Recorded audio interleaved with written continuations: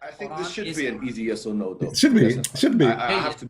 Okay, very, very well. So I beg you. I beg you. It should be an easy, please. Come on. I mean, come on. Just make it seem easy.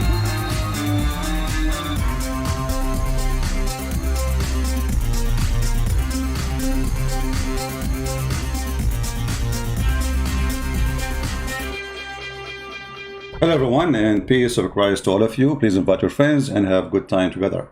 Today we are going to talk about the best actors and video editors. They are fool and they think they can fool others. Those people, when they cannot handle the truth, they go in the wrong direction. Well, that's the way they do. If you remember, before this fool, he made videos. Supposedly he promised the Muslims he would debate me. And surprise, surprise, he did not debate me. He did edit my videos, and he was doing a questionnaire. Did you say that? And the second I start answering, he hang up on me.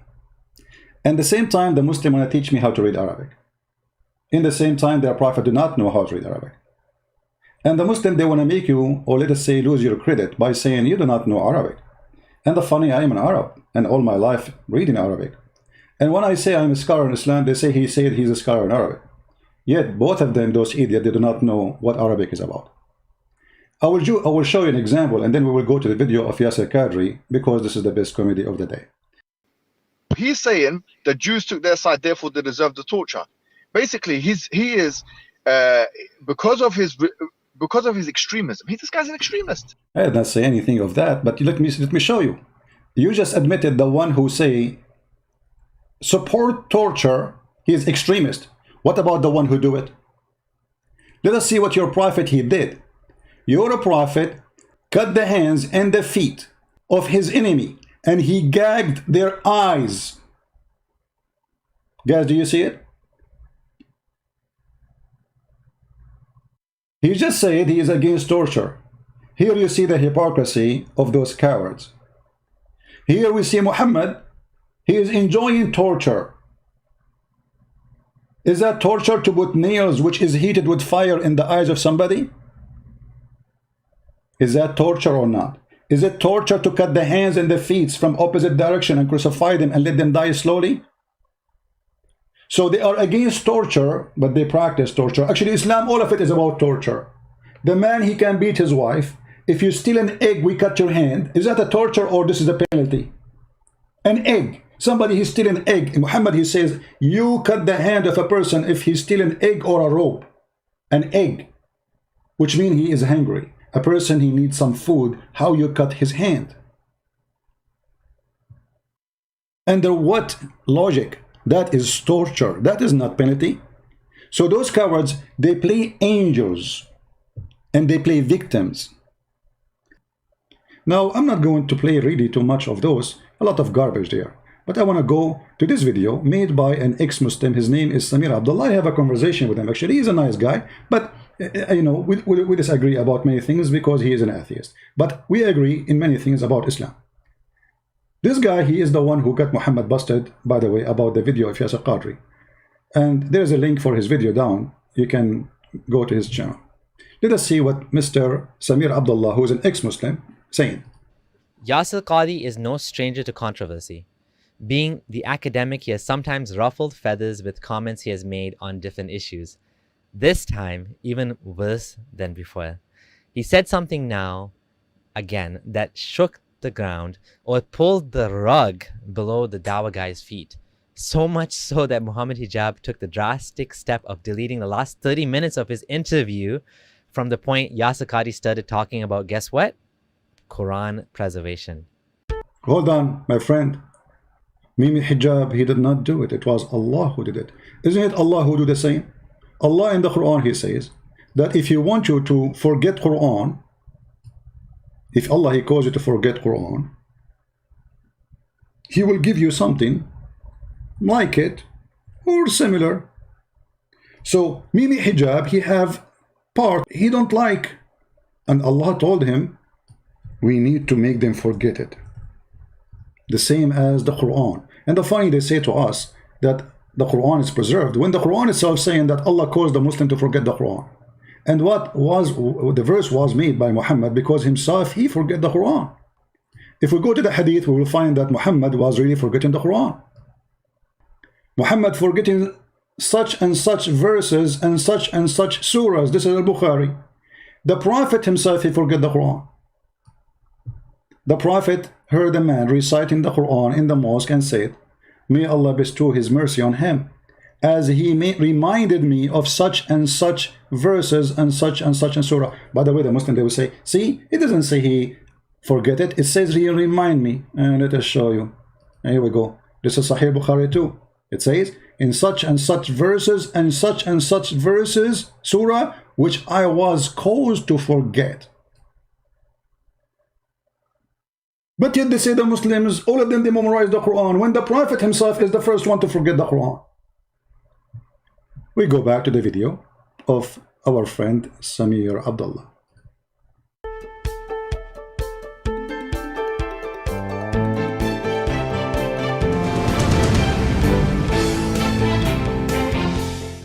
This is your friendly neighborhood ex-Muslim Abdullah Sameer here. I'm exploring the topic of Islam and how it affects the lives of believers and disbelievers. Welcome to my channel if you're new here. Yasir had established a rapport with Mohammed Hijab. Hijab was giving him the chance to air some difficult questions and tackle them on his established platform. Hold on, Abdullah, please. You know, you missed something. We need to introduce who is Yasir Qadhi to Mimi Hijab first. If we go, we will see Mimi Hijab introducing Qadhi as his master. Listen carefully. Who is Yasir Qadhi? Mimi Hijab, tell us. Someone who has done it all in dawah, has been in the East and has been in the West, has acquired, as I say, more degrees than a thermometer. Dr. Yasir Qadhi, how are you? I mean, his guy do not need introduction. This guy is a big sheikh. This guy, he known in the West and the East. And later, they cut his video. Look, the video here is 1 hour, 16 minutes and 26 seconds. How many? 1 hour, 16 minutes and 26 seconds. How is the original video? 1 hour, 45 minutes and 8 seconds. What happened? The video went in diet. In less than 1 hour after the interview happened, Mimi Hijab, he went in diet and he cut a huge part, is gone, disappear. This gives Yasir Qadhi credibility and a safe space to discuss with someone friendly on his side while quashing the worst rumors and attacks that are coming up against him. It's a smart move. The last conversation that Hijab had with Yasir Qadhi, however, took an unexpected turn. It went into a direction he wasn't expecting and did not look good on Hijab. I think Qadhi doesn't care that much what anyone thinks, so he just said what he wanted. He's sort of untouchable and cares more about the truth than pleasing his audience. Or maybe he was just overconfident.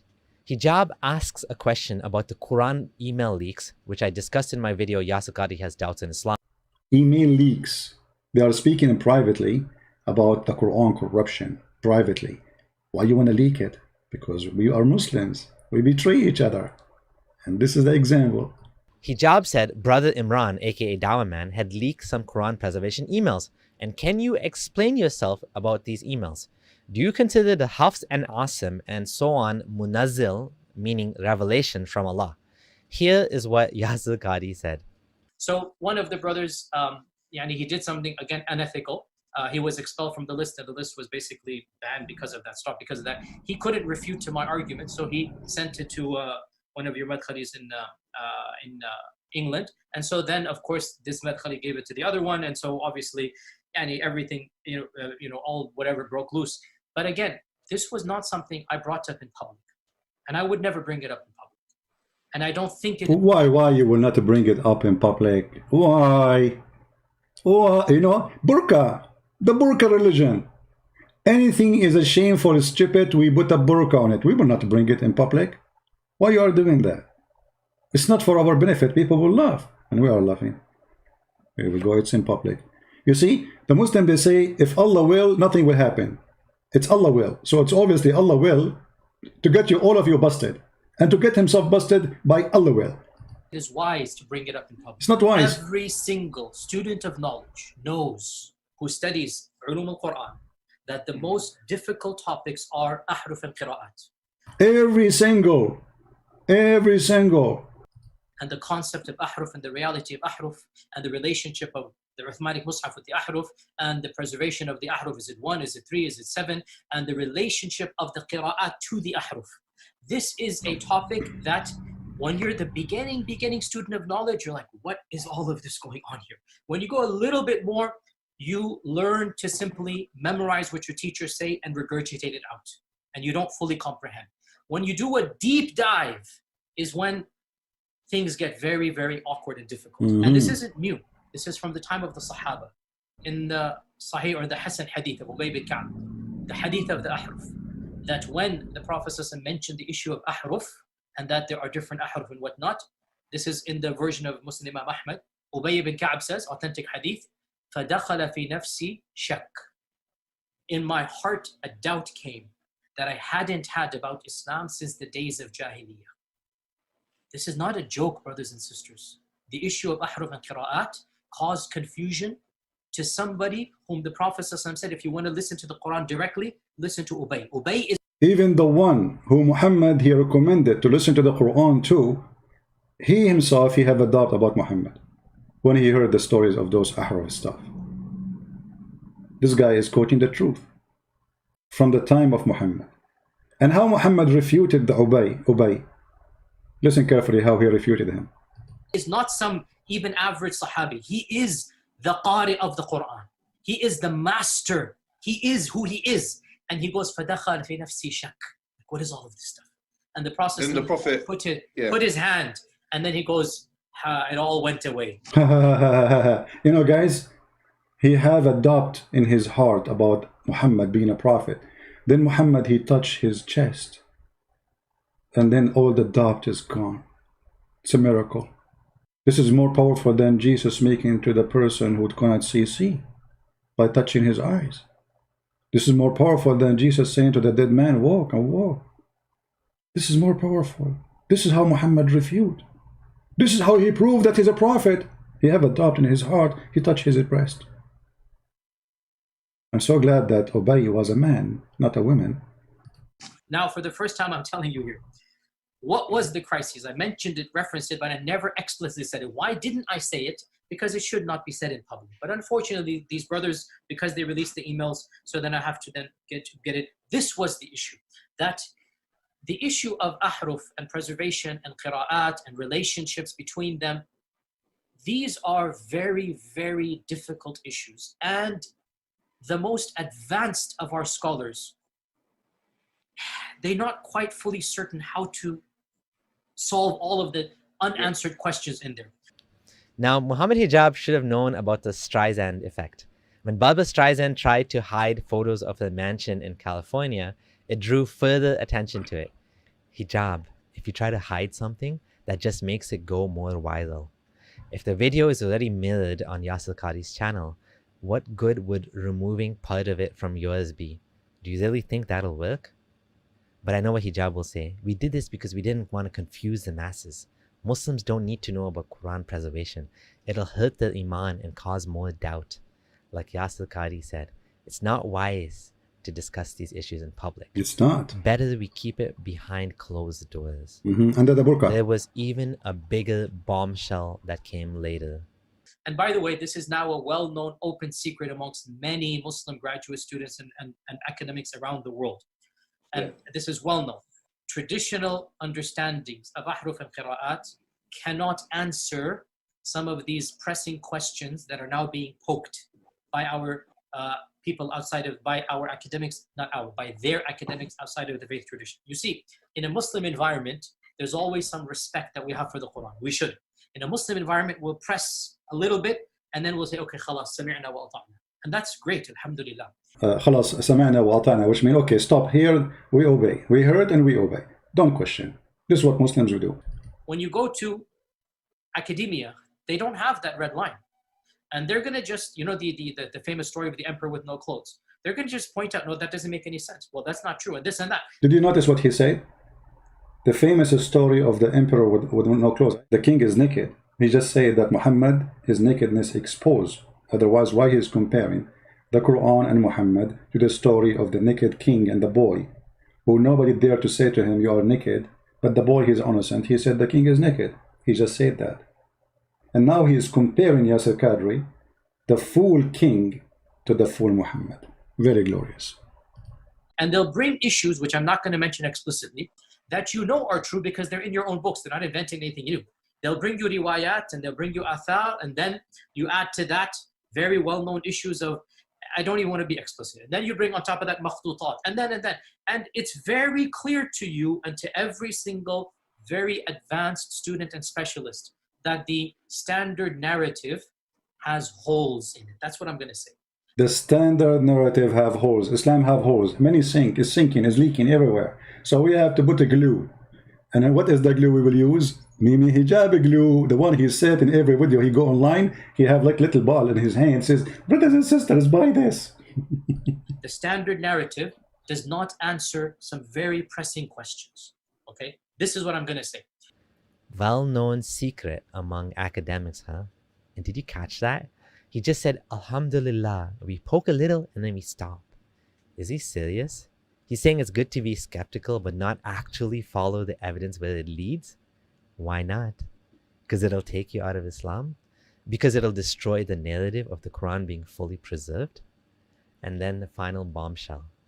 Mohammed Hijab thought he was going to save the day with this question. But it so spectacularly backfired on him. It backfired so badly, like you cannot imagine. Hijab asks, if you had a blank mushaf, meaning a Quran, and write down with no interference what was revealed from Allah, would you write down what corresponds to the existing Quran we have?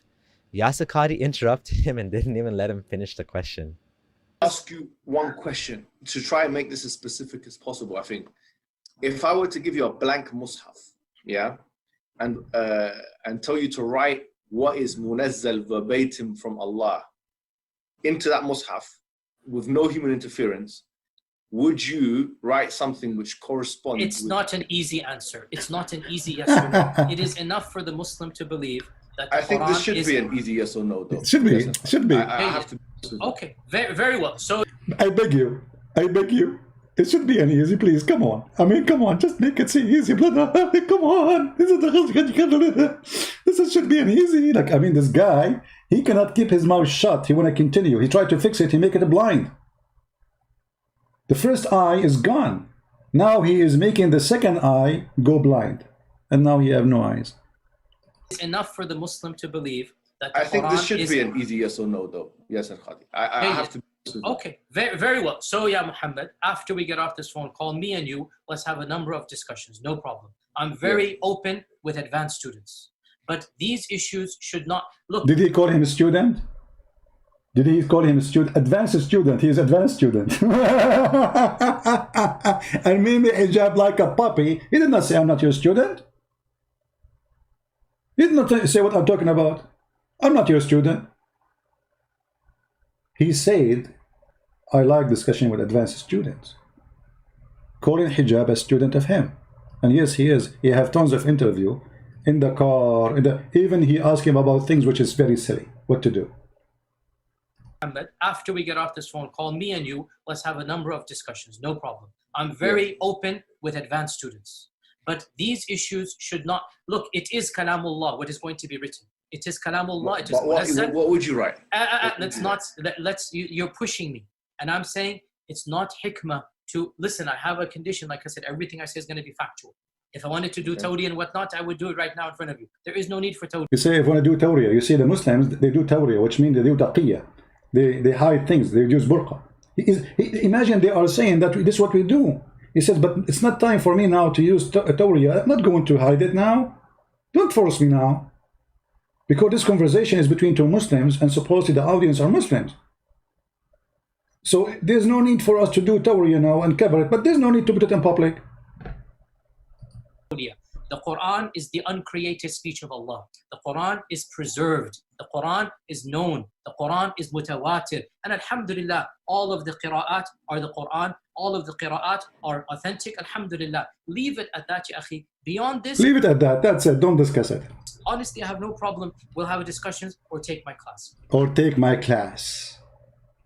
Did you see what Mohammed Hijab said to him after he said to him, take my class? He cut the video. But beyond this requires background information. It is enough for the Muslim to know that the Quran is the speech of Allah that has been protected, and what we recite is the kalam of Allah. That's it. That is enough for the Muslim to know. I appreciate I what wanted you're to say saying, one thing. but look, There you have it, folks. The Quran is the speech of Allah. It's preserved because it says it is. End of story. Stop asking questions. Don't worry about it. Just do your 5 times prayers and carry on. You know, it's even worse than this. Hijab is now distancing himself from what Yasir Qadhi said. So much for supporting his guest, his scholarly guest. He issued a statement that included, if Dr. Qadhi holds an opinion that opposes the ijma, consensus, of the ummah or makes anti-normative claims, he will be refuted. Can you imagine talking about your guest like that, an esteemed scholar? What a slimy thing to do. To throw him under the bus to save yourself. At least you could have defended his brother. Not much of a friend behaving like this, if you ask me. Absolutely. This is Islam, my friend. They betray each other. It's like a hyena tribe. There is no friendship. There is no loyalty. There is nothing is called dignity. There is nothing is called right or wrong. Save myself, throw himself under the bus. Mimi Hijab, he will lose donation because of the questions he made. Yasir Qadhi, he will lose donation because of the answer he gave. Both of them now, they are in chaos. The first one is hiding, the second one is hiding too. He said clearly, we should not put it in public. I'm not going to answer you in public. Don't force me, don't push me. And then he says, you will be refuted. A second ago, you were asking him for his opinion.